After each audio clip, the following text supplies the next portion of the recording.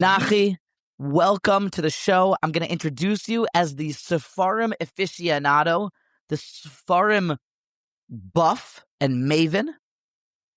And the first question I want to ask you is how you came up with the name Seforim Chatter, the name of your famous, legendary, and widely popular Seforim Torah podcast. Thank you, Michal, for having me on your podcast. So the name Seforim Chatter is interesting. It started off with, for those who remember, it's like a if you know type of thing. I had J Music Chatter. At that point, I was interested in Jewish music, and there was this J Music Chatter channel, if you will, a Twitter account. It was not much of anything. And because of that, I decided that, there's no new Sfarim. No one's really posting about new Sfarim. So I said, I'll start something about Sfarim. And I took the name and I just said Seforim Chatter. Now, how did I come up with the name J Music Chatter? I don't know. It's a good question. It's just like one of those names that... What's J Music Chatter? It doesn't exist anymore. You won't find it. Like I said, if you remember it, you remember it. I used to post about Jewish music on Twitter way back in the day, many years ago. So Seforim Chatter was just... Wait, no. I want to hear, because part of the reason I like to start with that initial question when I just say, what's the name of your podcast? Why'd you get to Seforim Chatter? Because I like to do that before I actually introduce you. So that's like the hook at the beginning. We bring everyone in. And now, Nachi, you are world famous. You are, you bring to the Torah world and the broader wisdom seeking world something that is unique, something that, from a yeshiva boy to a 65-year-old Baal Tshuva surgeon, they're really interested in. I've even heard there's somebody that's a fan of yours in Norfolk, Virginia, who listens to you while he's swimming. He has waterproof headphones. And he said that while I spent many years in yeshiva, I've learned more about Judaism from, not my rabbis, but from Nachi and the Seforim Chatter podcast. High praise there. So I think that we can bring a really unique aspect here. There are people that like and know the Seforim Chatter podcast. They can now know a little bit more. Tell us how you actually started the show.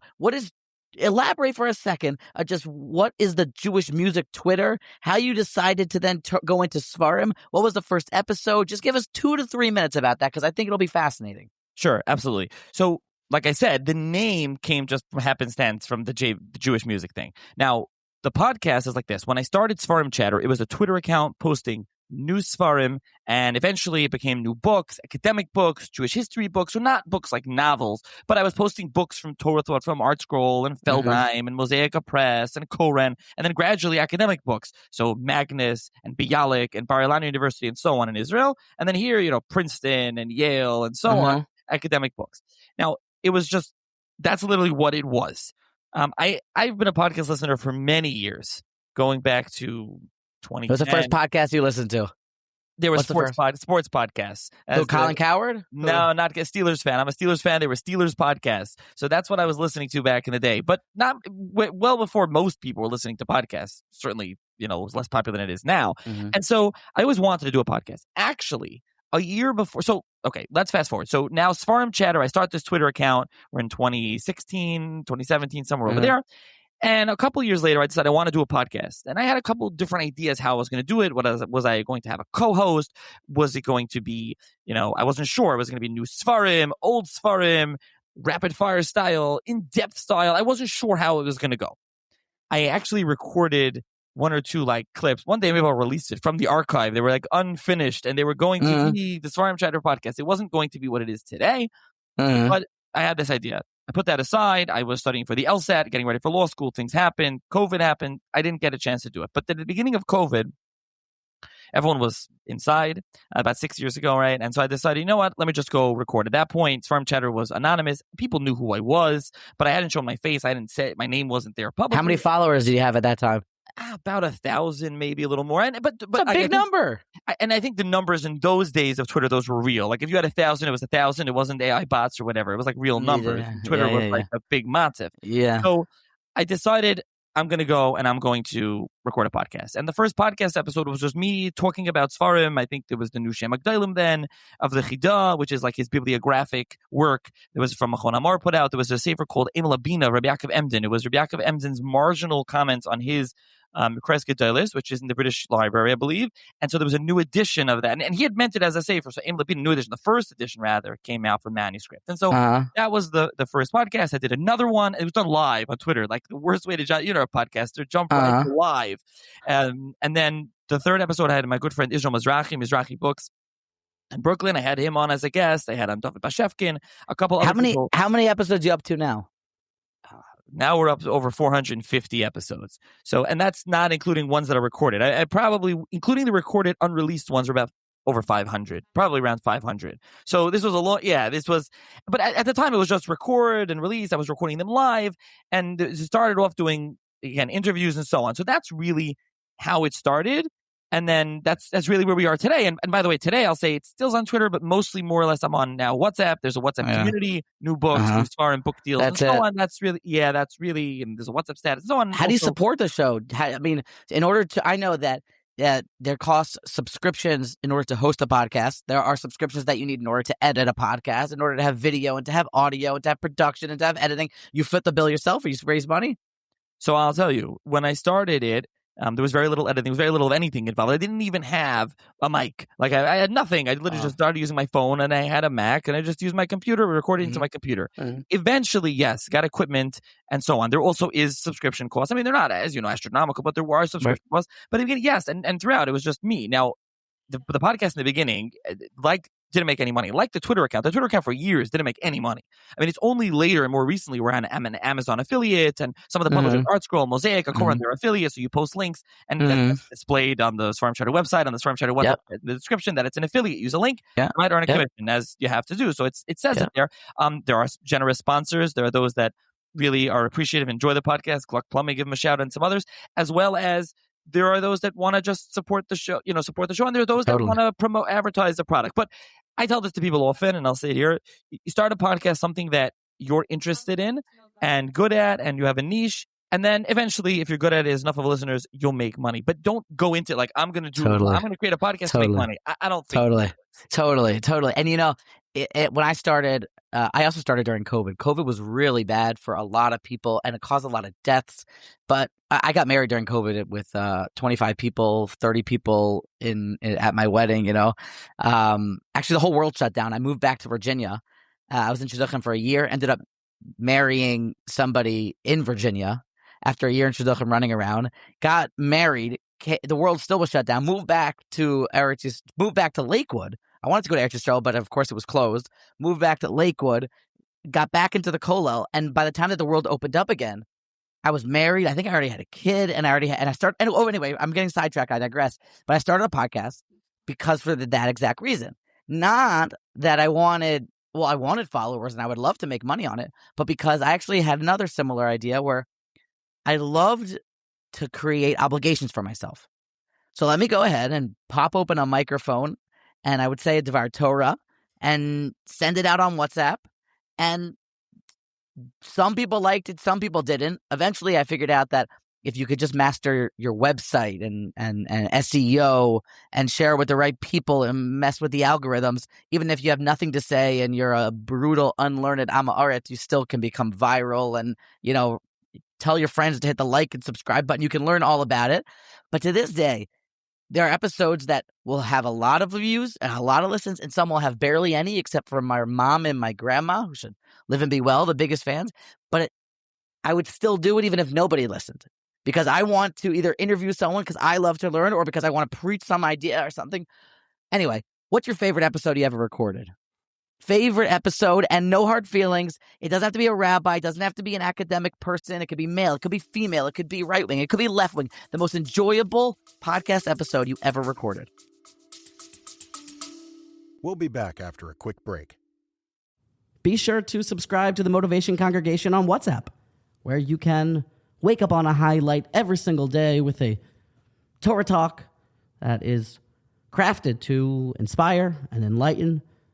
You can join the broadcast list on WhatsApp and receive the videos directly to your WhatsApp inbox every single day.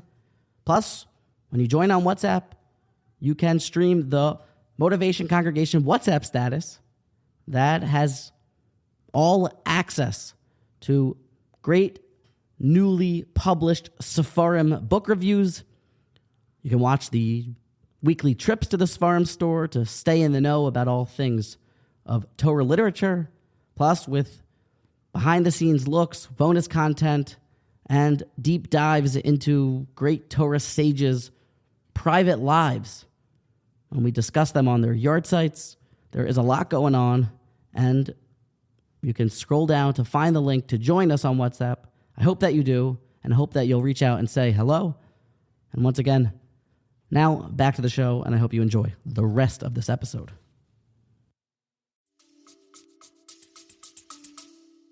I still go back to the first episode of Matt Goldish and Shabtai Tzvi series. I think that series is really what launched Seforim Chatter in a way to the wider public with the Shabtai Tzvi series. I still got comments on it. That was the first big series we did on Seforim Chatter. And I had a lot of fun preparing for that, recording that. I still remember talking to where I was when I was speaking to Matt Goldish before I even recorded that episode. Someone suggested I reach out to Matt Goldish, do an episode of Shabtai Tzvi. Did so. He's a great guy, a friend of mine now. And that was a really, I would say that's the still number one.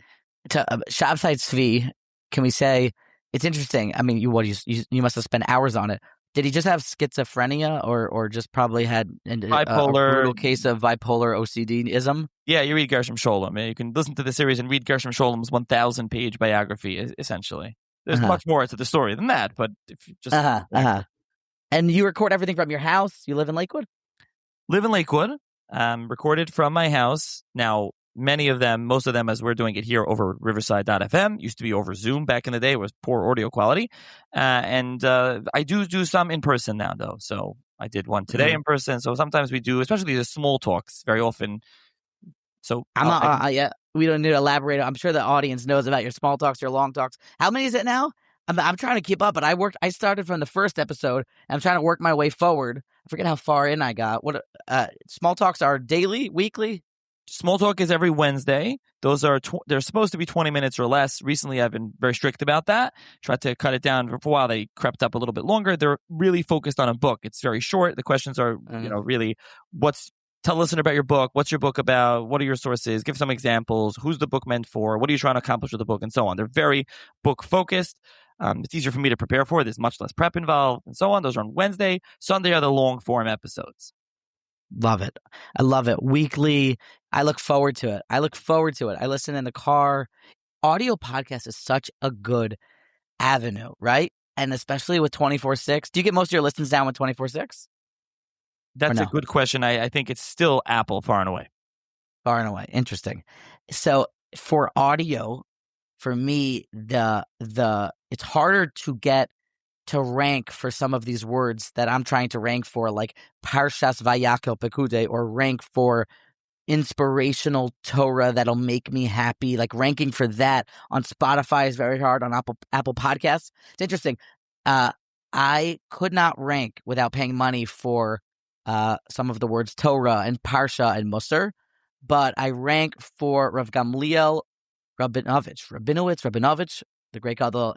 Why? One time we mentioned him in an episode of Vart, he said, and ultimately AI algorithm picked up on it, and now we rank like number 1 or 2 for Rav Gamliel. So you never know how exactly you're going to be picked up. So you do everything by yourself. Nobody helps you. No, I also do the editing by myself. In the beginning, I didn't edit much. Now I do edit. I will say I want to give a shout out to Usher Tesser of Control A. He helped me. What's Control A? Who's Usher? That's Usher Tesser. That's his company. So he does now with a lot of restaurant stuff here in Lakewood, but he did some work with podcasts, and so he helped me with my music. He was like, we're friends, and he was like, Nachi, you got to get some intro music. You need to get some cover artwork for some series. So we did add some special effects, so to speak. But I think, and I still think this, and I improved my audio quality using Riverside.fm versus Zoom, using proper microphones. Oh, you switched over. You started Riverside? Yeah, Riverside been 3 years already. But wow. I do think at the end of the day, it's all about the content. And this is the feedback that I get, right? Of course, listeners want a crisp, good audio experience. They want music. They want a cool cover artwork. But that's gravy. It needs to be good content, good guest. The host should come prepared, should be a good and interesting topic. And that's what works at the end of the day. Those are the episodes with certain guests or certain topics. The numbers are much higher than the other ones. That's it. Cash is king and content is king. That's it. We'll listen to a well-informed superstar analyst with their microphone on their iPhone over the most incredible. People always, I don't know if they ask you, do you get questions like, hey, I want to start a podcast. What microphone should I buy? Do you get questions like that or something? Sometimes, but even then, let's say I'm using a short microphone. I mean, so it's $200, $300 depending when you buy it. I mean, it's not an astronomical cost to buy. You can even start with you can start with $19.99. Yeah, I have I use pod mics also for the guest. Pod mic is $99, great mic. So yeah, not, again, the point is you should get good equipment. You should be well prepared. You should have a good laptop. But how many Seforim do you have in your Seforim collection? You're sitting in this cool library. How many Seforim do you have? First of all, what qualifies as a sefer? Are we talking about only Seforim? What about academic books? History This is like my dad. My dad always says. I asked him a question. Explain. I asked my dad a question. I'll say, well, explain exactly what you want. I want you to elaborate upon your brilliant and sprawling and diverse collection. So I'm in my library. I have a study downstairs with a more classical Seforim. This is in my attic. So if I had to count, I'm looking at a shelf in front of me. So I don't know, let's say there's about 18 to 20 Seforim per shelf. And in here, how many shelves do you have? I don't know. It's a good question. I mean, I do quick math. And behind me is a lot of history and academic books. And well. Okay. Yeah. I'll say one thing. I'll add one thing. I mean, one secret, I guess, so to speak. Or it's not tell the people what they want to know. I am someone at this point in the past couple years. I'm interested in history and I'm interested in Seforim. My tastes in Seforim are older, really Friedrich Seforim, as they say, not Heinrich Seforim, not your classical yeshivish stuff now. So a lot of that stuff I got rid of. So, I don't need it. That's not something I'm interested in. It's not something I'm going to use. So I have Rishonim, tons of Rishonim, early Achronim, good new editions of that. I have tons of that. So I don't have as many Seforim as you'll think because I got rid of Seforim and I get rid of books as well. It's necessary. I have so many books and so many Seforim. You can talk to my wife about it. There's books you're showing up. I still never forgave you. You used to post a picture one time giving away Rabbi Samson Raphael Hirsch's collected writings. I haven't forgiven you for it. I have a lot of Hirsch stuff. But yes, if you'll see like the amount of books that show up here, I think if I come home and there's not a book delivered at the front door in the mailbox, there's a problem. There's usually a book, a free book, or a book on order delivered here. So I have to get rid of things, and I do get rid of things all the time. That's cool. But yes, I do have a lot of books. Well, you should just open up the Seforim Chatter bookstore online, and then all the free books, you could just move them quickly right out the door, or maybe put them. That's right. Not just on the WhatsApp status. All right. Tell us your most priceless book. No, I have a better question. Let's frame the question with a little bit more drama. There is a intense moment where you need to flee from your library with your family, and you can only grab one sefer from your library, from your attic, from your shelf. You have to go grab one, and you can't think. Which sefer are you going to grab? Springing this question on me without preparing me beforehand. I didn't put this in the notes. So no, you mean by which is okay. It's good. A spontaneous answer. So priceless. Are we talking about dollar wise, or we're talking about just personal value? Yeah. This is you can't think. There's too much. I'm gonna give you an answer. So I don't know. I'm gonna be a cop out. My favorite sefer. If you tell me I'm just fleeing, I need to grab a sefer. I always revert to my Shem Agdalim, the Haggadah's bibliography. It's full of information, history, Torah. It's fascinating. That was what opened my mind to the world of Jewish history, and so that's what I'll always revert back to. Again, it's not a price, it's not an antique, and I have those as well. But that's not something that if you're asking me what am I, that's what I'm going to go grab. Amazing. No, that's everyone's got like a romantic sefer, something that they just love. Hopefully. They know. Hopefully. I don't even own a copy of the Shem Agdalim. I always thought it was just less of a list of names with insertions explaining what each one of the names of these rabbis are or is. A lot of it, but it's not all of it. So he has different in the beginning. He'll have talking about why do we not see any Tanoim? He talks about Avram and Rabbi. Like he says, why don't you have? So he goes through names. He talks about he goes off on a whole tangent about what you can name, and he quotes Lapid says that you're not allowed to name anyone before Avram Avinu. So you can't have a kid named Adam or Noach. And so they're like, where did you get this from? What are you talking about? Of course, that's not and so on. When he talks about the Shalosh Shuvas Min HaShamayim, one of the Balei Tosas, who would ask questions and he would get an answer. He would put the question under his pillow. He'd wake up, he would have an answer in the morning. He goes through the whole thing of Torah L'B'Shamayim. How can you ask a question? You can paskin from that. So there is Torah there besides many stories. He'll go off when he's talking about various Gedolim. So it's a fascinating work. I'm not your typical in that degree. It's not like a classical Yeshivish Aver, but it's a fascinating, very important work. Totally. We at the Motivation Congregation podcasts follow the derech of Reb Aaron Lopiansky in almost all hashkafa matters. In every hashkafa matter, he talks about everything, and he's also he's how do you say when a great Torah sage is also so scholarly and so intellectually honest, and every time that he gives these once monthly historical documentaries about the great rabbis, working their way all the way back from Tanoim, Amoraim. He was working through all the great rabbis in Sfas, and now I think he's up to the Ramah. He just dropped a podcast, but almost every historical source or every episode, Rabbi Lopiansky will say, well, where do I get my information from? And far and away, the number one source for all historical facts and information, and one of the only places that we actually can trust, is the Shem Haggadah. That's where it comes in cross paths. How do you find all your podcast guests and hosts? How do you find it? You just reach out and DM people? A lot of times also when you jump on the episode, it's like you're best friends with the people, because you just start and say, wait, I'm going to do an imitation of you. You start and say, okay, Mr. Safari, welcome. Please tell the listeners a little bit about you and where your background's from. That's how you start, right? So you start episodes, something like that. I forget. How do you say it? Please tell us a little bit about yourself and your background. Yes. So this just came to be, that question, first of all. And I started asking. In the beginning, there was like one or two episodes I didn't ask it. And the listeners were like, well, you didn't ask it. I want to know about this person, or he didn't answer a lot or whatever. Put it on a t-shirt and a bumper sticker. Seforim Chatter with the colors. What is the sentence? That was our Purim costume this year. It was Seforim Chatter. My kids wanted to be Seforim Chatter. We dressed up like Seforim Chatter. But I will answer your question like this. You're asking a personal question. Where do I get all the guests from? So it's really ideas. And some of it is crowdsourcing, people suggesting ideas, even people emailing me, hey, I want to be a guest. What do you think about it? Whatever. And some of it's just ideas. And I'll just blindly email. Yeah, I'll email a professor. I'll email whoever and say, hey, do you want to come on? Now, I found in sometimes people ask me, well, how'd you find that professor's email? Well, it's public information. Just go onto the university page or try to find it. Not everyone, a lot of them. I find lately it's getting harder, maybe because I know for myself, the AI and these bots just send you crazy emails all day. So you ignore a lot of blind emails. So I think sometimes people don't answer me. So what I'm trying to do is, like, if there's a new book, I'll ask the press, can you reach out to that author? I'm interested, see if he's interested or she's interested. I'll reach out to someone that I might know that person, just because it got a little harder. But generally, I just email them and listen, at this point, it's an established known entity. So people generally know me when I email them, or people reach out or make suggestions. So it's easier at this point. How come you don't? I have a referral, I think, coming your way.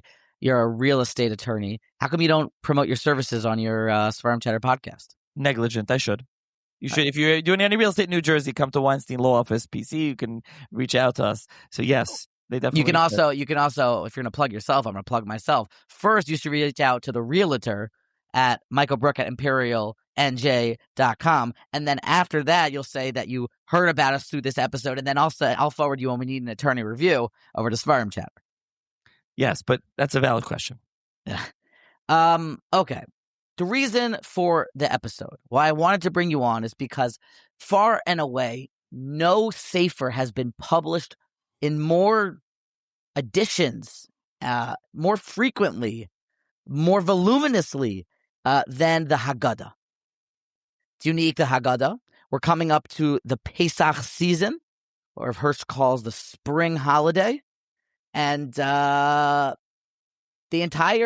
interesting. We get a manuscript. We get a instruction and directions on how to go about the entire Pesach season and to give over the Torah, to give over mitzvos. And the Haggadah may be the most unique and awe-inspiring Jewish sefer ever produced. And I wanted to bring you on to ask you about your top 10, that's how they do in social media world. I want to hear about your top 10 all-time favorite Haggados. I want to hear from a Seforim buff, from the weird Haggadahs to the silly Haggadahs to the most exciting Haggadahs, to the ones that deserve honorable mentions. I want to start from 10, and then I want to work our way to number 1. And hopefully this way, the goal will be that people will learn about new Haggadahs, because people are constantly buying Haggadahs. Maybe people will learn about new insights from Haggadahs that they already have. And ultimately, I would like to infuse a bit of Torah and some perspective in it so that there is some real Torah content here, because we are talking about Pesach and Haggadah. And in order to make us have criteria to have the top 10, I don't know if you want to, I actually put the ball in your court. What did you have as the criteria for one of a Haggadahs to become part of your top 10 list? So when you initially approached me with this podcast and you gave me that question, I was trying to think top 10. I said maybe top 5. It's hard to come up. That's like a number, I don't know where that number comes from, like top 10. So what I was thinking is exactly. As I was preparing for this, if you don't mind, I'm going to tweak the question a little bit in the sense of, do it. Your question is acceptable, but in the sense of, I don't think there's a top 10, whatever. I'm not one to judge and be like, that's the best Haggadah or this Haggadah. I think for personal use, I'll change it for personal use, and I think what people can benefit from. And so I have 2 piles next to me. I'll talk about. I have Hebrew and English, ones that personally, and there are many others that I don't have in front of me that I have on a shelf over there and that are fascinating, very important. Every year, I try to look at a different Haggadah. I will add one more thing, my personal caveat, right? One more caveat here, which is I am not a fan of Likutim in general, whether that comes to anything. I know that they're super popular, and I'm not here to detract from that. But what I'm saying is, personally, go to the source. Take a primary source, read the primary source. So when it comes to me and what I'm going to recommend, I'm never going to recommend a Likud. Could be that Likud is phenomenal and that you will benefit and you'll really enjoy it. But I'm just not going to recommend it. Doesn't mean there's anything wrong with it. I'm not going to recommend that book. So love it. Just love it. That. Love it. That just knocks out many Haggadahs, okay? That I just knocked out. Maybe the bulk of them. So that's first of all, okay? I want to mention that. Now, I have some English ones and I have some Hebrew ones. I don't know who's going to be listening. I just want to pull out some recommendations personally. So I can start with the English. You want me to go from bottom to the top? I want to start with the one that's on that. Let's start from to your right hand. You have 2 sections from your right hand, the top book that'll come in at number 10, the top safer. So, I did it the other way. So the top book would be like my number 1. So don't give it away. So let's start from the left hand on the bottom or wherever you set it up. Okay, so the bottom ones are just some fun ones that I think, because again, for me, there are so many that I'm not. I'll give you an example. I'll just give an example before I start with the number 10. Like the Aruch HaShulchan's Haggadah. The Aruch HaShulchan was a big Pesach, wrote a Haggadah. It's a wonderful Haggadah. It really is, and he goes through the Haggadah. I don't have it in my must-have, the Netziv as a Haggadah, Imre Shefer. Right. Really in depth, a really wonderful Haggadah. The Netziv, Maisa Nisim, right. One of the most classic Haggadahs. I didn't include that here. Doesn't mean I didn't go. I actually never went through the whole thing. Looked at parts of it. Maisa Hashem, Rabbi Elazar Ashkenazi. So there are many here that are not here. So it's like hard for me to say like top. That's why I'm like, there's a personal, what I've gone through personally, what I enjoy personally. So, okay. So I have a number of English ones. Wait, we have to do a sound. I'm going to do a sound like intro so that you can start for number 10. You know how they do it like on ESPN, like coming in at number 10, number 10. Yeah. What do we got? So I think at number 10, you have to start with a basic, with the Maxwell House Haggadah. Maybe it's 10 star. I know, I asked you in Virginia to go up with the Maxwell House Haggadah. First of all, there's a personal connection to the Maxwell House Haggadah. You can go back in the Seforim Chatter archives. I interviewed my uncle, Eli Rosenfeld, who is the CEO of Joseph Jacobs Advertising. They started the Maxwell House Haggadah with Maxwell's Coffee decades ago, and they still do it. The Maxwell House Haggadah, the current translation was revised, actually, I don't think it says it, but by my grandfather, Mr. Henry Frisch. May he live and be well. And so actually there's a personal connection there with that Haggadah. That's just a plain translation. I just want to give it a shout out. I think it's important to give it a shout out and to mention that Haggadah in the beginning. Is it embarrassing that I don't actually know? I've heard of it and seen it. Is it embarrassing that I don't know about it at all? A little bit. Because that's like the classic Haggadah. You go to ShopRite, you buy products, and they give you the Haggadah. That is like the Haggadah that's the most popular Haggadah in history. Meaning it's your favorite because it's the traditional Haggadah that will... It's not my favorite. I think it's 10 star. It just has to exist. It has to be mentioned. There's a personal connection. It's very important. It's like the Stone Chumash or something. It's just... It just is. It just is. It just is. I actually have another one that I want to mention and I want to give a shout out to that really, really doesn't qualify as Haggadah in some sense. But I think when we talk about Pesach night and it's Kadeshi Shalawat Yunaikis and we want to keep everything entertained. So, I mean, we're doing this. The video will be accessible, I think, Michal, right? And there's also the audio. So I want to put it. We're going to put this on Seforim Chatter, put this on the Motivation Congregation. So I want to just do both. But Mosaic Press printed a few years ago. They printed the Lego Haggadah. Now I wanted to give a shout out to what is the Lego Haggadah? Well, some guy, his name is Sachi Rossman. I want to give him a shout out. He went and he took Lego and he created a Haggadah based on Lego. So it's literally the Haggadah is literally going through that Haggadah, each part is with Lego Menchies. That is literally what the Haggadah is. So in some sense, it's like, Nachi, that's ridiculous. That's not a Haggadah. What are you talking about? No, but it has the text of the Haggadah with the pictures of the Lego. And I think I like to bring it out by the Seder. I think the kids really enjoy it. And if you have little kids, I think it's something that is kind of bring the Haggadah to life in some sense. I happen to like that Haggadah. Again, we're not into the commentary part. This is totally different of like when we're talking about comparing it to like Lahavdol, the Ma'aseh Nisan of the Nesivos. But I happen to think this is a really nice Haggadah that really does add. When I first saw it, I was like, this is crazy. I remember when I put it on the first shot, this is ridiculous. But the more I thought about it, I was like, no, actually, this is nice. It's trying to fill a very specific need. But I think it's nice what it's trying to do. Love it. You know, that's what makes you so bright in that. And you're a man of many colors. You have the Ma'aseh Nisan Haggadah right next to the Lego Haggadah. That really brings out the character there. That's weighing in at. Wait, that's not number 9. That's just what is that? Is that number 9? We can go however you want. Well, the Lego Haggadah, if it's official, it's official. Number 9, the Lego Haggadah. That sounds fantastic. Shout out. Who put it out? Mosaic Press? Yes.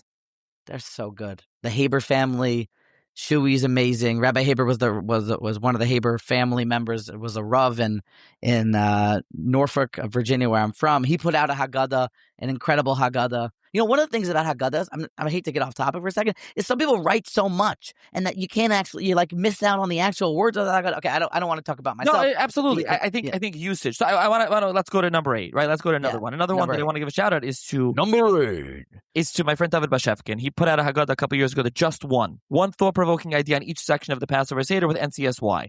And my wife uses this Haggadah every year. I don't use this Haggadah. So this is like number 8, but this is like my wife's Haggadah. She really, really enjoys this Haggadah.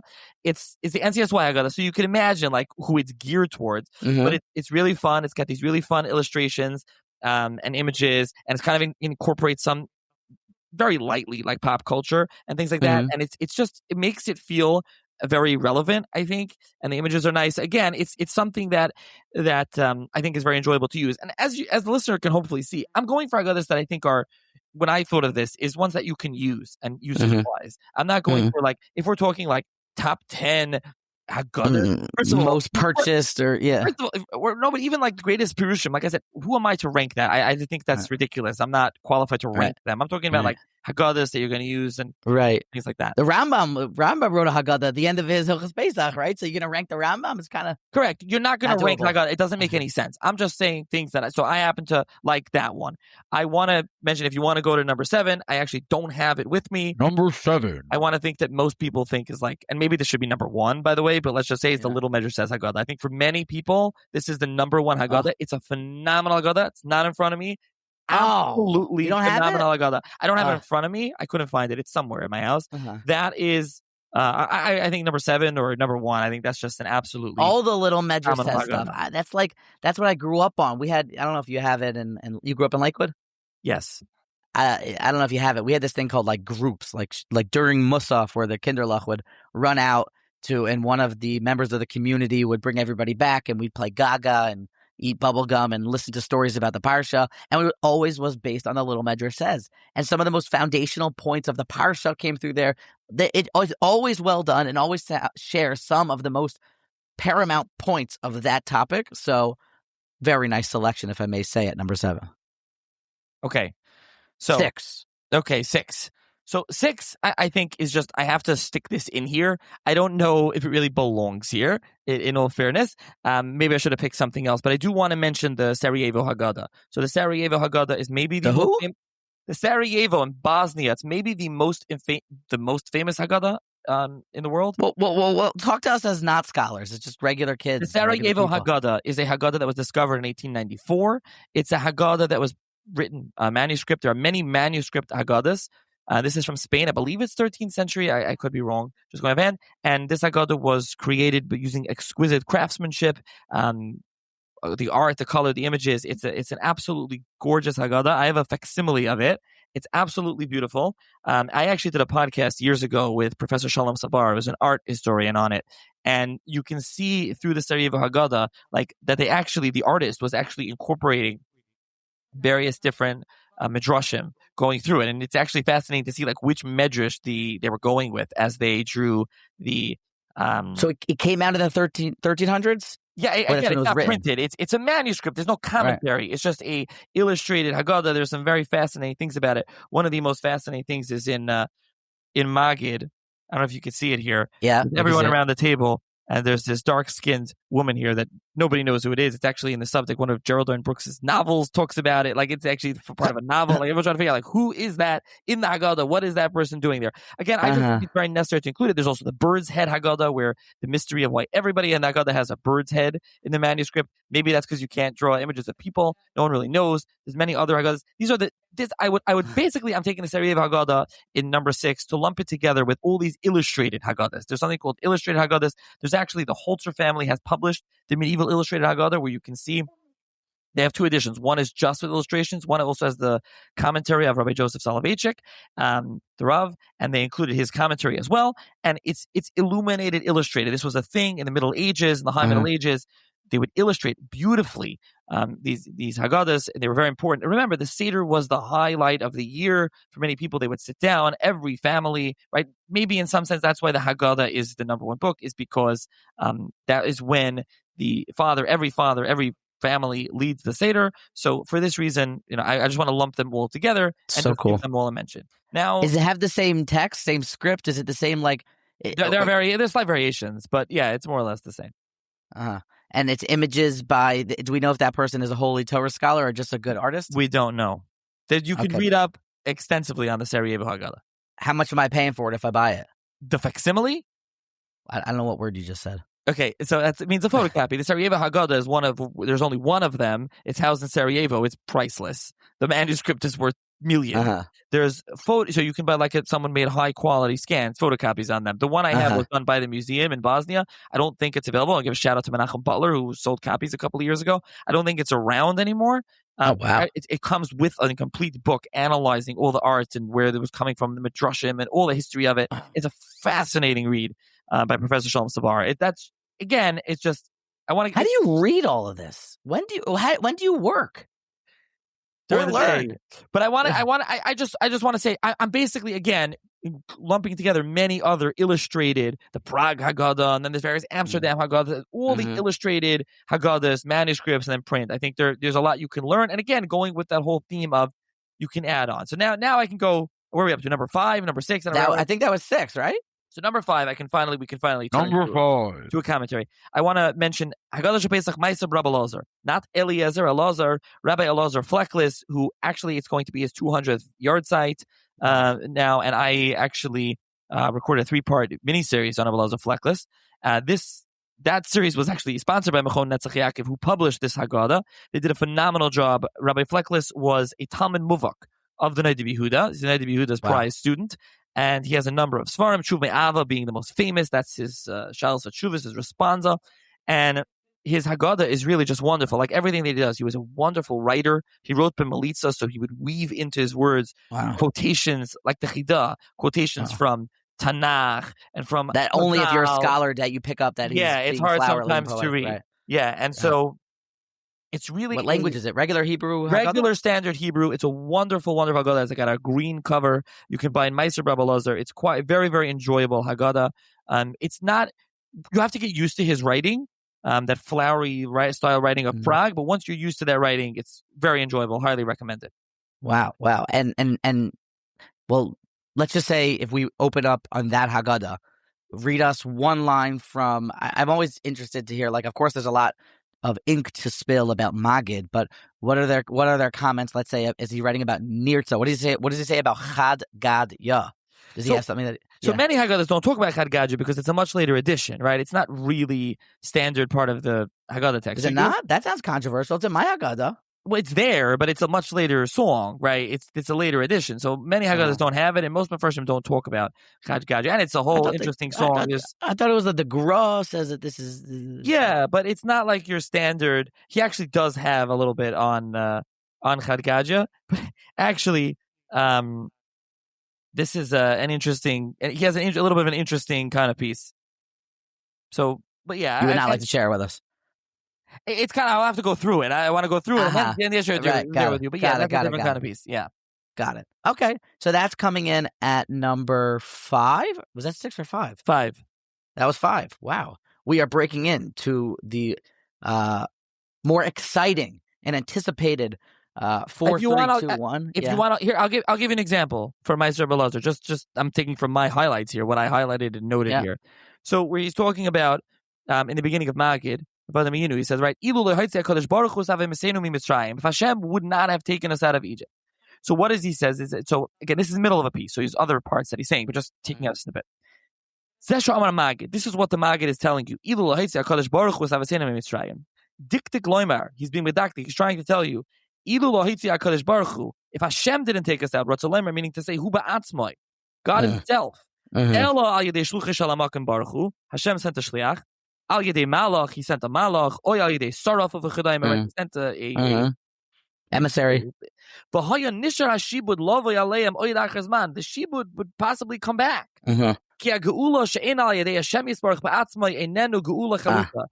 redemption, a geula that's not done by HaKadosh Baruch Hu himself is not chaluta, it's not a definite geula. So therefore, HaKadosh Baruch Hu himself had to take us out, and he keeps going. And Hu ba'atzmo daika. It's dafka. It's a very geshmakadik. Just pointing out one little thing, just to mention one little thing. And there's many other. Again, it's a very fun, but I'm saying it's a very, very enjoyable Haggadah. Right, another part. Abarbanel Mitzrayim. He says, and you can see like his language here. Shaila achas ketana anoichi shoyal b'gdoilehi elai. I have one little small question. It's great by me. Lamalan losses toidel. Why do we give thanks to God? The Loimer and say, Ilu loyhaitzi HaKadosh Baruch Hu esanim mitzrayim v'chulu harei anu v'neinu mishubadnu v'chulu. Right? If Hashem didn't take us out, we would have been mishabed, etc.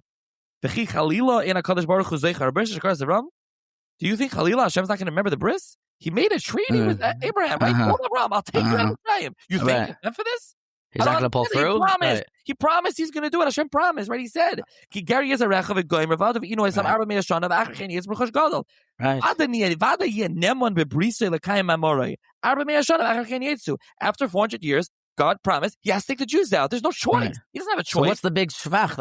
He says, Kasher ekshesi l'shoyel b'rishayna, etc. Right? So he says, Venera, and then he explains. Yeah, give it to us. Hevdel, the hefresh. There's a big distinction. Bein im ha'eved yoytze lecheres b'rotzen rabbi. If the eved leaves b'rotzen rabbi with his master allowing it, oyim rabbi tzarech bal karcher l'shachroi. The master has to. He's forced against his will to redeem him. He has no choice. Hashem promised, so he's got no choice but to take us out. And he goes on, and you can read on, and he says, now he says, now you can see the Maggid. I skipped a paragraph, but I just right. The next one. And the new Haggadah did a beautiful job. They bold the part of the text, and then they don't. I love regular that. Text I love that. We need that.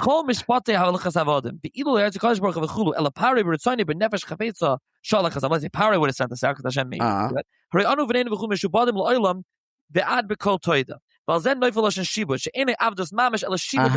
would be a shibud, not an avdos. We would be mishabed. Then he says that similarly, the Ma'is Hashem, who we mentioned, was Ashkenazi, he said it and so on. So again, just a little snippet. I'm not doing it justice. It's a wonderful, wonderful Haggadah. Highly recommended. Totally. Love that. Amazing. And I love that there's such diversification. Your chart toppers and vanguards are incredible. We're moving on to number 4. Yeah. Number 4 is actually the topic of my podcast. Number 4. This coming week. Sorry. And again, it's following in the same theme we were doing with the English, which is this is not the most groundbreaking Haggadah that ever existed. It's not the most, super commentary on the Haggadah. But this is the Haggadah Pesach Ali Zayis of Machon Ali Zayis. Rabbi Shimon Shemanowitz wrote this Haggadah himself. He's great. Every time you have him on, I listen from beginning to end. He's a great speaker, right? He's great. So this Haggadah, what's wonderful about it, and you can listen to the podcast and you can hear, I've used this Haggadah multiple times at the Seder, and that's why it's here. What he did was, and he'll do a better job. Wait a second. That's got to be a likut. It's not a likut. This violates the rules. It's not a likut. It's not a likut. What it is he takes each part and he tries to, before each passage, tell you what's the history, where's it from, what's its basic background of each part. And then if you go through the Haggadah, right, the Haggadah is a compilation of drushes, and many of them are drushes on psukim. So I have it in front of me, right? Tzeilamad, Mad Bikish, Lavan Arami, Lasas Yaakavinu, etc. And then we get up, and then now comes the pasuk. Arami Avid Avi, Vayer Mitzrayim, Vayorgon Sham Semaat, Vayisham the Goy, God Lotzim Varav. Now, if you just read a regular Haggadah, it's just a run on. You just read the Haggadah. You're reading Maggid. All right. However, he wants you to understand that there's a pasuk. So the regular text above, he has there's a little indentation. It says Doirish Me'arami Oividavi. And then after that, he's going to have the text. The entire pasuk is going to be in an italic. In mine, it's gold. And it's silver. Then later on, he's going to have each pasuk is going to be slowly bolded. So it'll say Vayered Mitzrayim. That's going to be in the metallic color. Oh no, Sapiyadibur. Now you can tell that is a drasha. This and then it says Shenamar. Logor Baritz Banu. So we'll have that whole pasuk in silver, but for Logor, without it, it's just a big long run on. It's a mush, and you have no idea what you're reading. You're just like, you're just running through Maggid until you get to the next Dvar Torah. But if you think about it, that's not what Pesach is, right? That's not what the Seder is. You are supposed to. And that you're supposed to go through each passage and you're supposed to read each piece and supposed to understand the. So it's a wonderful Haggadah in that sense. There's some essays in the back. There's some Mefarshim in the back. It has some like Malakit. He brings down some Divrei Torah. He's kind of so that just for the usage, I think, and each part he tries to bring you. I love in the great realm and the bobbing and weaving of the what people are interested in publishing Seforim, right? There was the hundreds of years of when Yeshivish is Seforim and everyone is involved in being Medayik the Rambam, and there's hundreds of years where we're obsessed with halacha, and there's great years where we have the Rishonim and the Chachmei Provence and the Chachmei Sfar. There's different niches of Seforim that became popular in a Mahalach Halimut in different times during our diasporas as a Jewish people.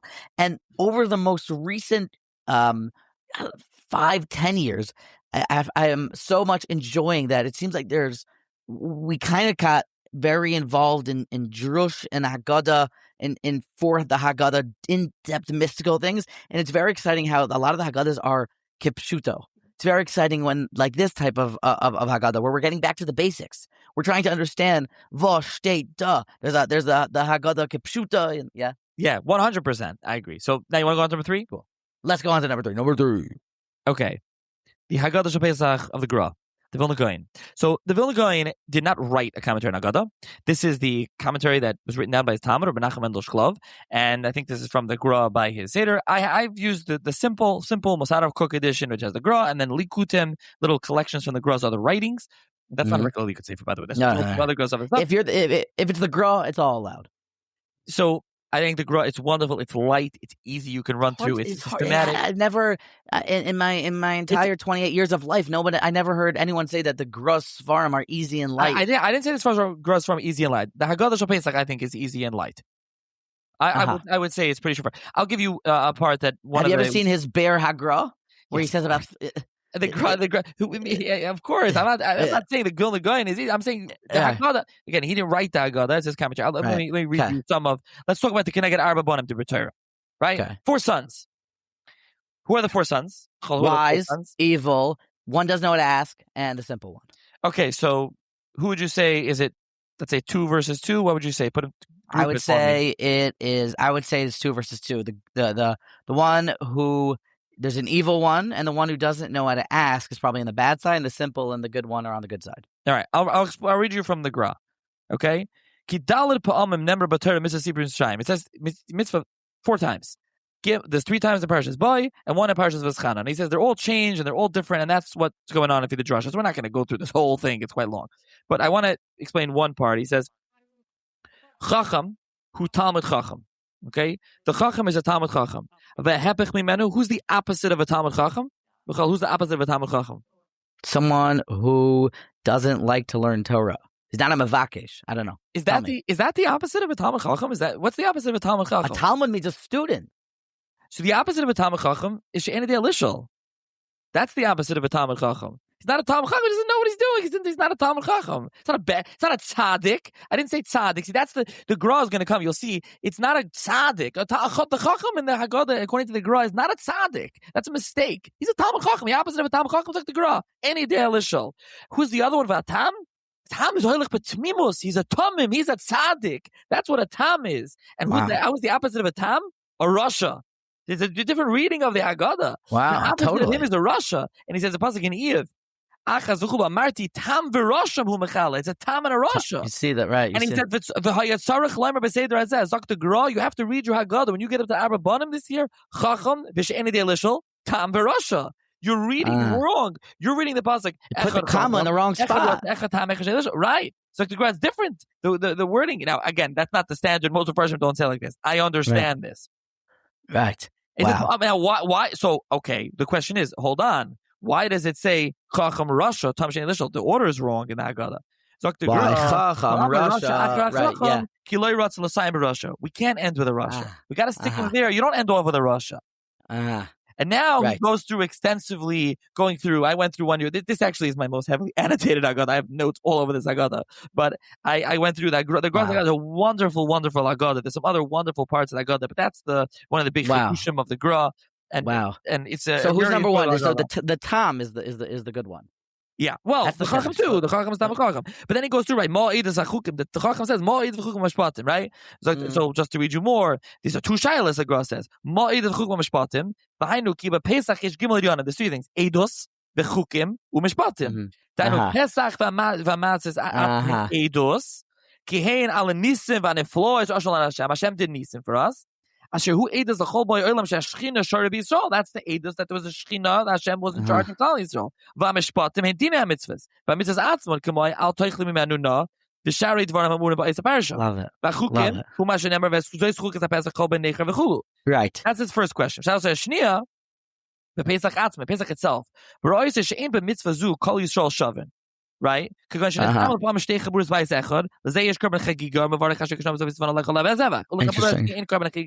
one is a Chagiga, one doesn't have a Chagiga. Aleph, one, like I just said. Beis, wow. No, this is a high level. This is a high level. This is not fair because there are going to be some people that are going to be on the level that clearly understand this. Maybe I'm sorry. To me, again, I thought it's very easy wording. It's put together. But no, it is. There's some other wonderful parts by the Halacha. There's really a lot here. I don't know how in depth you want to go with the Divrei Torah here on this Haggadah, on this podcast here, but it's really wonderful Haggadah. He has some very interesting concepts and very interesting things that he says in Avadim Yinu as well. It's really highly recommend the Gra's Haggadah. All of the you can only imagine that the Haggadah. Do we actually? Let me side note. Do we know who wrote the Haggadah?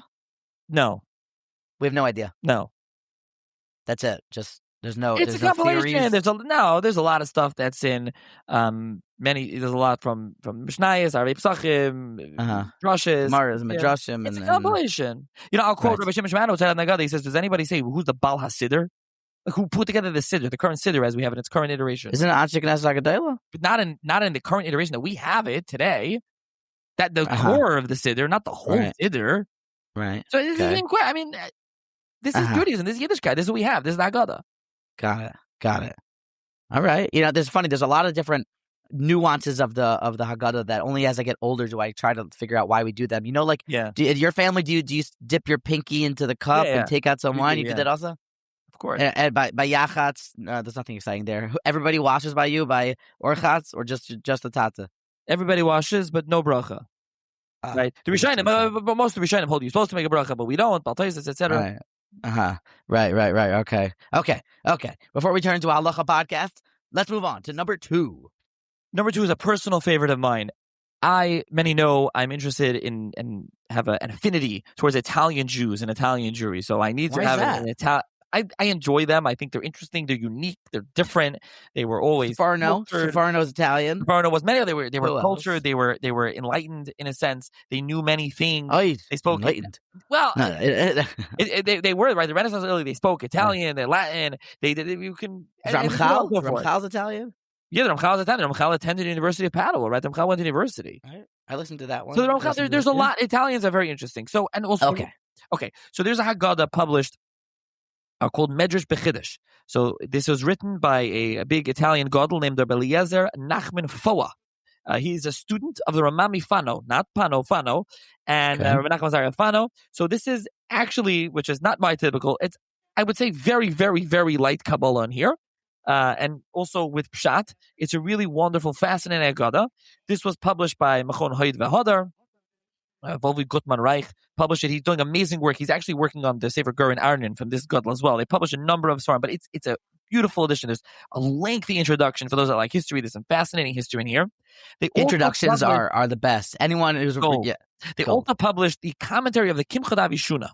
So the Kimcha Avishuna was in the Machzer Minig B'nei Roma. Machzer Minig B'nei Roma is Rome. The Italian Jews have their own nusach.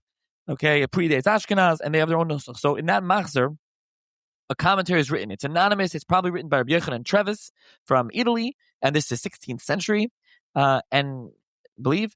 And so it's a compilation of Rishonim and other things, a very early Pirish. So they put a critical edition here in this Haggadah. So you can see the very nice commentary to walk through, as well as the Rabbi Elazar Nachman Foa's Haggadah Pirish, as well as Likutim from him as well, from his Sefer Gurin Aaron and others. It's a really wonderful Haggadah. Just one thing to point out. I'll give you an example of how unique it is. There's something that's extremely unique in here. We know if you're still paying attention, you're not in a big rush to get to eat. At the latter point of Maggid, basically says, how do you know that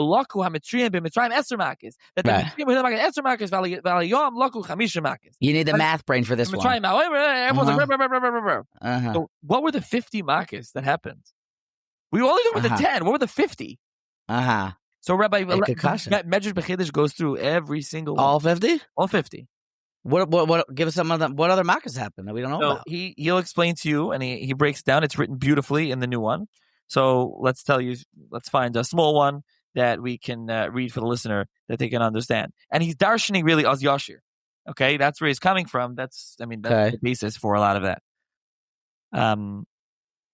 But before also. Like meaning when Klal Yisrael is Vayitzak El Hashem and Mitzrayim is there and not some other form of punishment also happened that's not included in the final cut of right. Right. Even before they went into the Yam Suf even has.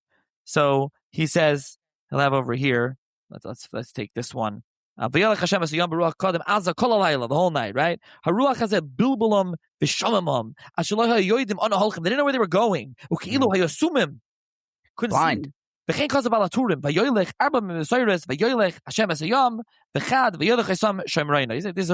psukim for the we'll just do that. Gabi Elisha, etc. This is Kuni, and etc. and so on. So he says, lahu la'avdei melech aram k'masmer shevoren hazeh loy ba lehem mepnei achoshech shamarnu ki hasam holchem hayu ba'ar hayom v'im kein afkan misheher hayoim royim hayozeh. They saw each other avahim meshubashim machmas haruach azan is got a strong wind. He says harei kan mako kilelas kalamakas, many makas in here. Ivoroin simhon levov so that's another one. There's another pasuk. But Aman Ish Anan, there was a cloud, right? So the fire and the cloud. It was such a thick cloud. They thought they were going to be overtaken. Gets very right away. The clouds covering gets very dark. They get very scared right away. So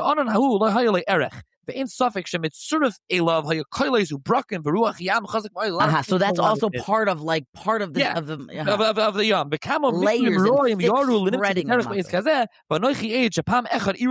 He says, I'm giving witness. It even happened to me at some point like this. So he's saying again, and he goes through each one he gives you. Again, there is, like I said, some like the Kabbalah things in here. It's not in the sense of it's not just like straight. It's pshat, totally. But it's like it's a little bit So you're like for example, Avadam Yin Leparoi, he says Dover Yedua, right? It's over you do in Medrash. Shekola Paris and Ulkatim Koidim Bishulam Inim Miskaimim V'Yirkavu, right? If you pick a Interesting. fruit Cut fruit early, right? He says, "Va'af oishim since batu the ashka gam him li'arvu v'yamtiku Interesting. and so on." He says, "Kachu gula seinu kishatei biyasa tiskayim because he koydem ita yesh lachas letskayim." If it's too early, it's not going to last. Won't last. In Abra Medrash Rabbah and so on. So it's a lot of midrashim. It's a very interesting commentary. Very fun. Very different. It's a wonderful. It should still be available, by the way, as well. I think the Italian Haggadah weighing in at is that number 2?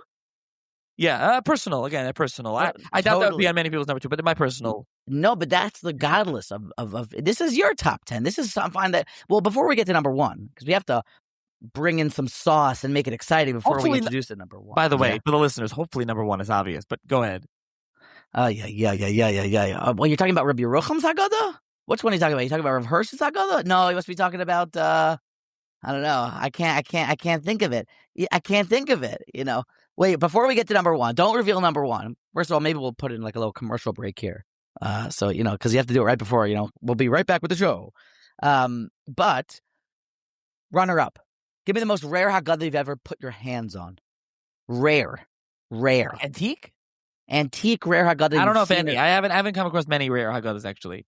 Just sorry, cop-out answer. I do want to give another shout out. So, like I said, I think some of the early ones lower down, 5 and on, like were like not Pirushim and things like that. I said I gave a shout out to. I wanted to give a shout out to Aruch HaShulchan's Haggadah, Lel Shemurim, wonderful Haggadah. I learned Aruch HaShulchan.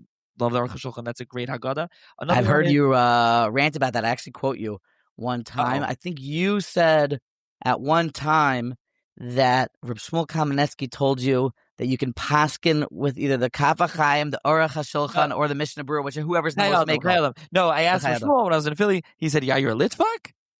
Aruch HaShulchan, Mishnah Berurah, Chayadim, whoever's the most makel. That's who you can pick. So that's gold. That's gold. Yeah, it is. So there's and you got to get the red. You got to get the red Aruch HaShulchan. The Zevach red. Absolutely, right? Yeah, absolutely. So there's a couple other Haggadahs that that I've used various different ones over the years. I want to also give a mention to the Ben Ish Chai's Haggadah. Also there's a klal. At least I have this klal. If you see a sefer with a picture of the Gadol on the front, run far away from the book. It's probably not a real sefer, but the exception is the Ben Ish Chai. Somehow the Ben Ish Chai, sometimes the Chidah, but the Ben Ish Chai, if it had his cover, that's real. So the Ben Ish Chai is the Ben Ish Chai is what's his name? Geber has a podcast about the Ben Ish Chai. The Ben Ish Chai is coolest, most brilliant. If you ever have a Shiloh in Haggadah, look at the Marsha and then check out. So the Ben Ish Chai is a word. Emes Lamita Shaltar. He quotes someone. What's it called? What's Haggadah called? Haggadah Ben Ish Chai?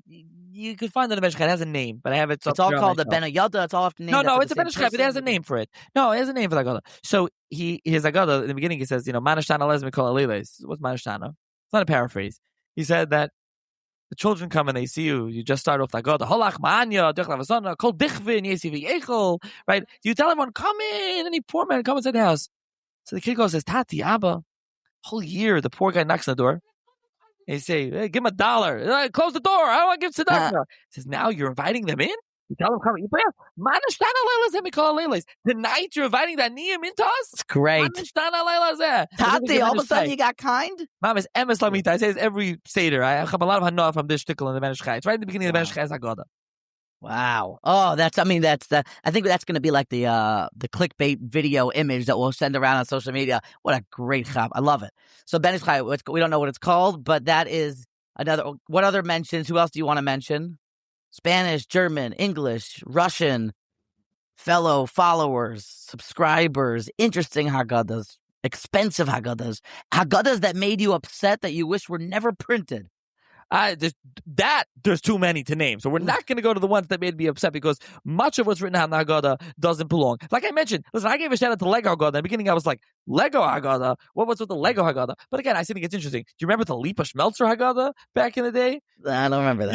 You don't remember that one. I'm sure many listeners remember that one. And there's many other such Haggadahs, even with divrei Torah that are just like, what is this? But I'm Right. not going to name names. We're not going to do that. We'll take the high road and we'll leave that part out. There are a number of other ones. One year I used Rabbi Shlomo Tawena's Haggadah. He was a friend of the Ben Ish Chai. He was a rabbi in Calcutta, India. He actually wrote a couple of different newspapers, and so in Judeo-Arabic, and they're publishing a number of his Seforim. They publish his Haggadah. It's just fun for me, like the story behind it. Like his Torah is nice and simple, but the story behind it, like this was a man. He was the rabbi in Calcutta, India, and he was writing newspapers, and he was writing different divrei Torah and the Haggadah. I think that's a fun Haggadah. I mean, there are a number of. If I had a penny for every Haggadah that came out, that was called the Psychological Path to Freedom. That's Haggadah. A new thing. Don't get okay. I said I'm not going to name names. Well, that whole genre, not for me. But I just write the book and don't make it appearance on the Haggadah. I enjoyed the Haggadah, the Likutei Yosef Haggadah, which is Rabbi Yosef Shamash Haggadah, published a few years ago. There's a really, really cool Haggadah, if you want, which is the Haggadah, I think it's Beis Aaron, which was written by a Yid in Hungary. It was during the war. He was in hiding. He wrote, I believe, 7 commentaries. He just had no Seforim. He wrote a Haggadah. It used to be the Haggadah they sold was in the manuscript, and that was the way it was sold. And it was just all it's 7 different style commentaries, Al Cheshbin, and Lamdis, and Lacha. There's a new edition of it. It's a fascinating Haggadah. It's an amazing pirush, the different Perushim, and the story is so moving. They found the manuscript after it was killed in the war. It's amazing. I highly recommend that Haggadah as well. You know what? That one should have gotten in the top 10. What's the name of it? Revise it. I would remove one of the English ones, the Lego Haggadah, whatever the Maxwell House Haggadah. That belongs in here. We'll make the Lego and Maxwell House Haggadah just kind of 10A, 10B, and then we'll put this one in here at number 9 or something. What's it called? It's an absolutely. Hold on.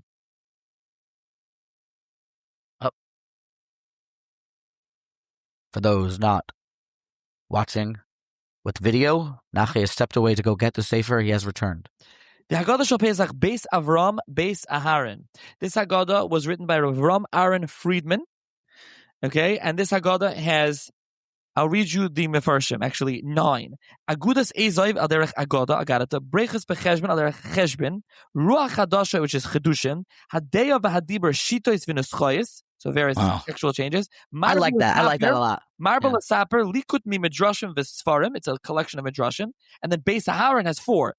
Dvar Aaron al derech Pshat, Pe'er Aaron al derech Remez, Binas Aaron al derech Drush, Chochmas Aaron al derech Soid Paradise. And the new one is they did a beautiful new edition, but in the old one, I'll show you, this is how it used to look. You can actually buy this. You can check out the manuscript. Again, he was killed in the war. It's a wonderful Haggadah, the Haggadah Shel Pesach, Beis Avram, Beis Aaron. Fascinating Haggadah with many fascinating insights. Highly recommend. It is available for certain. And this is Haggadah. You want to pick up something unique. You want to bring something with a story and something with a really geshmak, a very interesting pshatim. Highly recommend this Haggadah. You can slot this in if you're editing or whatever. And if it's unedited, you'll just this should go in the top 10. Absolutely. I love it. I want to point out one other one. I don't know where I saw it, but someone made a Haggadah for the Baal Abbas's leader of the Seder toolbook, as if the Tati is really supposed to direct the Seder in a way that's educational and informative and has stories for the children to get them to ask. But if the father is unlearned or frankly just very busy and doesn't have time so much to prepare, I did find a beautiful Haggadah, which is the preparation Haggadah, the Baal Abbas's toolkit. Another Haggadah that for people, the large print Haggadah, there's Braille Haggadahs, there are endless Haggadahs. I think this does bring us, what do you got to say before we get to number 1? So that's what it was. I mean, using the number 10 to highlight different various interesting Haggadahs, more than I'm sure there are people will be like, you didn't mention this, you mentioned that, so you wanted to mention. All right, let's do number 1. Number 1, the number 1 Haggadah from Seforim Chatter, Nahi Weinstein's top 10 list is, let me guess. No, you tell us. It's the GOAT Haggadah, the Haggadah Zevach Pesach of Rabbi Yitzchak Abarbanel. Unquestionably, this is the greatest Haggadah. Why? In my mind. Just is. Why? Well, that's it. It's like you mic drop it. The Abarbanel is incredible. And you know so many Seforim. Tell us in one sentence why you love this Haggadah. Full disclosure, I'm a huge fan of the Abarbanel. Always. All his works. But the Haggadah especially. First of all, it's the first printed commentary on the Haggadah. Okay, 1505. During his lifetime, he's in Venice. It's printed in Turkey. That's first of all. But it's just the GOAT. I was mentioning to Shirley Bornstein, we were talking, and he's giving a Haggadah this year now, by the way. Shout out terrific shir on the Haggadah. He's just he's unfair. He's a cheat code. You can't be Torah and Gedula b'makom echad. It makes all of us look bad. But either way, continue. Sorry. And I said that the Abarbanel and Haggadah is like Ramban on Chumash. It's just that's how good it is. So the Haggadah Shal Pesach, and by the way, there's a brand new, wonderful new edition this year of Haggadah Pesach Zevach Pesach. It's published by Rabbi Yeshua Yosef Goldberg. He's published a number of Haggadahs. The Maaseh Nisim. He's published the Maaseh Hashem. He did a really nice job. So he does a little overkill slightly, but it's a really good job. So the Zevach Pesach is Abarbanel's Haggadah. What he does is he lays out, his program is 100 questions. He asks 100 questions, and then he works with Haggadah to answer the questions. This is what he always does with the questions. Now, originally, there's a really nice edition by Masada of Kook. Now, although Rabbi Goldberg points out that they use the wrong edition, there are various girsa changes that he says they didn't use the proper girsa in the new edition. Also, the one drawback is that Rabbi Elazar, what he did, it's 100 questions, then the answers. So you can kind of get like a little stock. Taste of it, yeah. The Rabbi Goldberg left it that way, but he also includes the questions again next to the answer. So when you're actually reading that Haggadah, you can see it. But the Abarbanel also has a very moving introduction where he talks about being, expelled from Spain. It's quite moving, very interesting to see, very flowery. I'll just read you a snippet. He says, "Rich, then poor, then rich, then poor. Save the Jews." Right, correct. So he grew up in Portugal, Lisbon. He ended up, and then he had to run away. Lost all his money. Went to Spain. Rose in power there. Had to leave in the expulsion, went to Naples, rose in power, lost, ran away, Venice, died in Venice, very in Padua. So, but he says, he starts off that God, from my youth, Gudlani, Oishav Kavod. I was raised with wealth and honor. Bias for Hoin, Nachlas Avis, I, inherited a house and wealth. Ume Hashem Maila, Urama in Malachim, the Yoatzi, Eretz, Bechatzrebo, B'Teres, my advice, kings and their palaces. I mean, real kings. The power. Portugal and Spain is the power in the world in the 15th century. Vayizi Karvalim, I was close to them. The Alemoy Titov Melasi Ubetoich Ami Hoisafti Al Kolish Hoylaf had everything. Toiro Gedula, he says, I had Toiro Gedula. Avodim slavish shvachis and maidservants. Wow. Bayis Oichli Lachmit Smari Upishti. My Bayis they ate wool and linen. Ki Aver Kotuvi Alpi Loyadati Suras. I didn't know the end. He had endless wealth and honor and prestige. I mean, you're talking that's the greatest. You're thinking of the Abarbanel. You're thinking of this is the richest, most powerful Jew in your generation. He's so also one of the biggest Talmidei Chacham Gedolim in your generation. Unbelievable person, okay, and then he says, "Ki rodaf oyev Nachi melech Oritz ubetzea betza melech Portugal." He says the king of Portugal changed him out, and then he had to leave. And it says Hashem. He talks about Hashem. Ki hine ha'adana. I'm skipping. Ha'adana Hashem tzvaka is choshev lahashkes choimas bas Sion golus Yerushalayim asher besfarad. He destroyed the golus asher besfarad. Hoya Hashem ka'oyev lahashmoid la'areg ula'abed is kol Yehudim. Perm style. He was using Malik. He changed that. Yishlach bom charon apoy. This is also right. Evro v'zam v'tzora mashlachas malachim mechablim v'ashlichim eretz acheres the garshim base tanugim. He chased us out from our house of Tainug. The Jews of Spain had it well. Meretz mugreim etziu karach melem etc. And he says I was chased out and I kept going and he really writes on and on. He says and then he talks about actually it's very sad. He says kisonei shalach amar Hashem tzvakos kisu es yisor defu menucha. Nosu es redido me'aleim gambe b'neim u'b'neseim hocha b'shevi. They went and captured their children, sons. Ve'ineim royois ve'ein lekel yodam. They didn't have Hashem to save them. V'rabba me'am me'oretz. Many of the people avru toiros again plural. Cholfu oik ubom b'mayim hasdoinim. They came in the bitter water. What's that? Baptism. They baptized and converted to Christianity. Right when the expulsion from Spain, the degree in Spain, he says, "Afu alo royes mehem me'amoinam yishalev oyalam." They showed them, and so on and so. Then he says, "Kisaymer aye beis nadiv aye soifras asfarim aye shogapelas mazdim bishbedes hamaisim ki atom reikum shalchman." It's very very sad to read the intro. This is a broken. Wow. Broken sense. Obviously, Abarbanel picks up he's broken, but this is in 1505. He's writing this after the expulsion.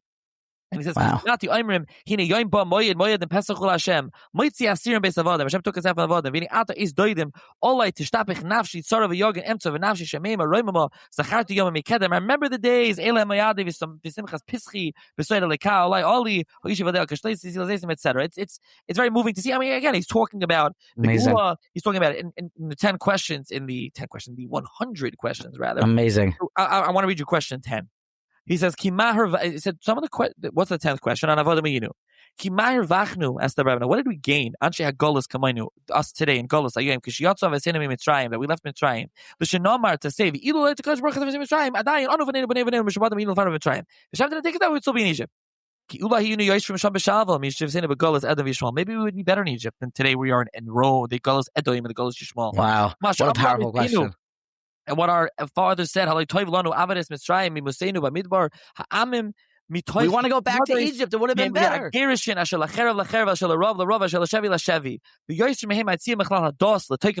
these stars. And you can see these are the people asking. They were broken people asking these questions. I don't understand. How are we reading this Haggadah? And what was happening to them? And he says, again, there's a lot here to go on. He has many different things. It's a fascinating Haggadah. And there's just also the Haggadah itself, just the commentary. I don't want to only highlight that. So a lot of it's very famous because he's like the OG. So right. Sometimes something is so famous that it's no longer exciting because it's so part of the classic Torah parlance. So some of it. So he goes, Holachmani, right? Why do we start in Aramaic? That's the first question. Why in Aramaic?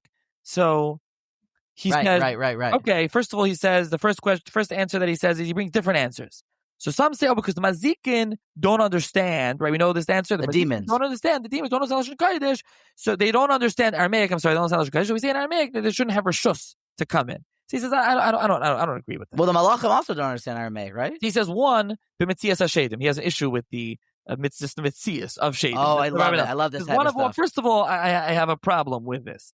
Right, and the Rambam in Morning has the issue. Right, and dealing with magic. And he has a problem. Right. I don't agree with this. And second of all, you're telling me that demons understand only Hebrew, not Aramaic? I got a problem with that too. Third of all, that they don't come to shepherd with you only if they have permission. Like the son is being kiben yichaved av. The evan no. He says no. So he doesn't like this pshat. Okay, and he quotes Chazal, whatever. He doesn't like this shot. He says some people say Aram Avi because that the Malach HaShorah shouldn't understand, and then they shouldn't start saying Shira Hashem. So the Malach HaShorah also they shouldn't start saying Shira. So that's why I don't understand. He says also don't understand this because then it should have said Behalal Shushir Michzai Lazeh. That should say the Halal. Why about this? And he has very different things, and he brings other answers because he wants to say why is the answer. I think many know this. What do we say? We say, Kol dichrin yesiv yechel, Kol dichrin yesiv v'yifsach. When was this misakin? Where were we living? We were in Bavel. What are you saying? Poor people come and eat. What do poor people understand? They speak the vernacular. They speak Aramaic. They need to understand what you're saying. So you say it in Aramaic. But then after that, you move on to Lashon Kodesh. Beautiful. So that's his answer. But there's some other one that they call halach ma'anya. So he goes with the pshat that because we ate matzah in Mitzrayim. I think the Maral doesn't like this. No, there's a big machlekes. He says there's many Rishonim say this. They were fed. They gave them matzah. I believe he also says, just going from memory, that also because he says it gets, as we all know, it gets stuck in your innards. Matzah is hard to digest. So he says that's what he says. He calls it lechamoini as well. That's another reason lechamoini. Right. My friend's father says, and the 4 cups of wine, the 5th cup is prune juice. That's what he says. Yeah, there you go. So then another thing he says, he talks about the Maisa, right? We get to the story. Maisa, Rabbi Elazar, Rabbi Shua, Rabbi Elazar, where were they? For him, a super b'nei Brak. Where's Bnei Brak? It's not Bnei Brak of today. Where was not Bnei where the Brak? Chazon Ish set up shop? No. Where's Bnei Brak? What does the Abarbanel say? Fancy cushions. They were sitting on pillows. Bnei Brak is meshy. It's silk. The whole dress. Bnei Brak is fancy cushions. Was no place. It was. That's where they were sitting. Beautiful. He says again. It's just, there's so many things, but I'm just picking out some interesting things. But the Haggadah, he goes through the Haggadah line by line. He works through. Anyone that's familiar with Abarbanel on Chumash, he works through line by line. He really goes through the Haggadah. So this was when the first time I went through the Haggadah Be'in. I was in first year base manager in Philadelphia Yeshiva. I really had this Masarab Haggadah. I really went through a lot of the Haggadah, and it's again the new one is available in the stores. Highly recommend the new one. He did a great job, and just in general, the Abarbanel Haggadah is just. I think more people on Abarbanel. It's just the issue. Obviously, is it's too long, right? The joke is amazing. That's what I was gonna say. You know, the joke. The guy read the questions every week, and then he fell asleep, so he was left with only questions on the Chumash. Yeah, that's the joke. What is that? Wait. What is it? What does the bridge? Why the guy go off the derech because he read Abarbanel every week, and then he fell asleep after the questions. He never got the answers. He never got to the answers. Exactly. The Nebuch. The Abarbanel is we'd be lost without the Abarbanel. But yes, it is hard for me and my short attention span sometimes to get through the questions and the list. But that is quite the unguessable and astonishingly outstanding list of the top 10 Haggadahs. Where do I buy the Haggadahs? Where do you buy your Haggadahs? Where should we go purchase them? So online? To get them all? I mean, I hope they're not all available. Seforim, I buy many Seforim. Give a shout out to Beagle Eyes in Bookstore in Borough Park. Cool. Message them on WhatsApp. Call them. Seforim here, Judaica Plaza, on Lakewood, or the Berman, wherever it is that you buy Seforim. Got it. Amazing, Nachi. Before I get into the next questions, I got to end the episode because otherwise it's going to be longer than an hour and a half. I have so many more questions to ask you because each sefer and each author is its own world, and that's the beauty and godless of Torah and the Torah creativity. This was fantastic. This was amazing. I hope that everyone will get excited about the unique Haggadahs that you brought. I hope that people will get upset because feedback's a gift, and when someone comes heated, it's exciting that they say, "Hey, why'd you talk about Lego Haggadah? Or how could you talk about this Italian Haggadah?" Come at me with that. Let's go. Yeah, let's hear the feedback. Exactly. You know what makes I was trying to show, again, my point was I wanted to illustrate top 10. Again, these are not the top 10. The Lego Haggadah, the MTSY Haggadah, they don't belong in top 10 Haggadahs of all time.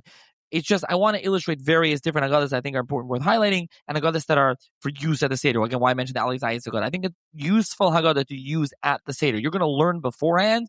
If you're going to learn Haggadah, you want to learn Haggadah, we're talking Abarbanel, Maisa Hashem of Elazar Ashkenazi, Maisa Nisim of the Nesivis, we're talking the Nitziv, Imre Shefer, Lel Shimurim of the Aruch HaShulchan. Maral, right. Maral doesn't have Haggadah, right? Is it Gvurus Hashem close enough? Gvurus Hashem. Yeah, and there's a Rabbi Lapiansky has that great edition where they put it together on the Haggadah. So you get that, of course, the Gra, like I mentioned, Rabbi Elazar Fleckless, and others, and there's so many others that I'm not mentioning. So, again, exactly. That would be the way to go through that Haggadah. Unquestionable top 10, different top 10. I was just top 10 personal use, personal interest, personal use, and so on. Amazing. It's amazing. And I hope people, one last caveat, then we're going to end. Don't publish your own ideas on Reb Chaim or on Kelm, and then call it a Kelm or Brisker Haggadah. Somebody said Torah's Reb Chaim, and I was excited, but it's not. It's his own shtickle explaining. Anyway, sorry. Something triggered you. Some Haggadah. I paid like $30 for Reb Chaim's Torah, and I got his Torah. Whatever. Listen, if you want, again, like I said before, you wanted me to be negative on Haggadahs. No, I could be very negative. I'm not going to do it, but there's a lot to be negative about various Haggadahs. But I will end with one thing, which that I think you mentioned before, like more than any other book, more than any other sefer, there's Haggadahs. And listen, people buy them. Like people buy any idea. They're looking every year. They want something fresh. They want something new. They want something different with a new angle. And there's an interest. I did a whole bunch of small talks this year on Haggadahs. And people listen to them. People told me they purchase them. There's interest. So there's definitely Harbatas Torah, Ian Torah. It's all incredible. It's amazing. Nachi, thank you for your time. Everybody, go like and subscribe to Nachi's Seforim Chatter podcast. Find him. Hire him to be your real estate attorney. Make sure to listen to all of his episodes. Start from the beginning. Don't forget to smash the subscribe button to the Motivation Congregation podcast. Don't forget to subscribe to the weekly Parsha podcast. Don't forget to subscribe to the Kesef and Kinyan podcast, where I interview my father-in-law about all things real estate. Anyway, Nachi, I thank you for your time. Have a great night. I look forward to the next time I get to talk to you. Thank you, Michal. And if this ends up being posted as well on Seforim Chatter, I'll link to all the Motivation Congregation various podcasts. For those who are interested, you can go check it out and go check out your work and your WhatsApp status that I look at every day and your different channels as well. So thank you, Michal, for hosting me. Very good. Very good. Have a good night, Nachi. Good night.